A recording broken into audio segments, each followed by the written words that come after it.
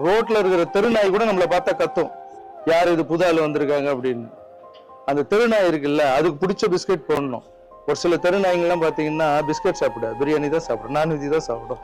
அதுக்கு பிடிச்ச மாதிரி செஞ்சு அதை போட்டு அது நம்மளை கத்தாம பார்த்துணும். ஒரு நாய்க்கோ ஒரு வீட்டுக்கே இவ்வளோ ஆகுதுன்னா ஒரு நாட்டை கொடுத்துருக்கீங்க, கொஞ்சமாவது டைம் கொடுங்க, பாசிட்டிவா திங்க் பண்ணுங்க. புதுசா அரசு வேணும், அரசு வேணும், மாற்றம் வேணும், மாற்றம் வேணும்னு கேக்குறீங்க. மாற்றம் வந்துருச்சு, மாற்றத்துக்கு கொஞ்சமான டைம் கொடுக்கணும்வா?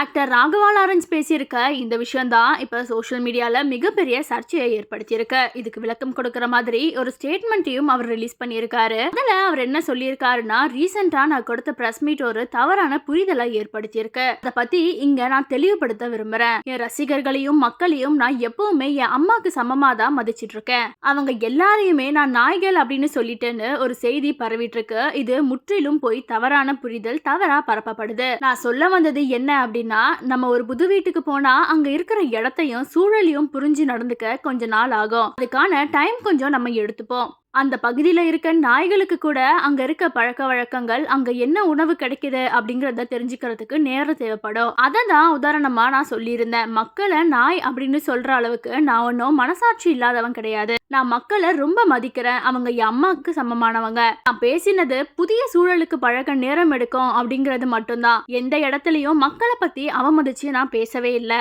ஸோ வீடியோவை ஃபுல்லா பார்த்துட்டு உண்மையிலேயே நான் என்ன சொல்ல வந்தேன் அப்படிங்கிறத புரிஞ்சுக்கோங்க அப்படின்னு சொல்லி ரொம்பவே ரெக்வஸ்டா கேட்டிருக்காரு. அது மட்டும் இல்லாம அவங்களோட புரிதலுக்கும் ஆதரவுக்கும் அன்புக்கும் நன்றி அப்படின்னு சொல்லி இந்த ஸ்டேட்மெண்ட்டை கிளாரிபிகேஷன் கொடுக்கிற விதமா ஷேர் பண்ணியிருக்காரு. ஸோ இதை பத்தி நான் உங்களுடைய கருத்துக்களை கமெண்ட்ஸ் சொல்லுங்க அண்ட் மறக்காம சேனலை சப்ஸ்கிரைப் பண்ணிக்கோங்க.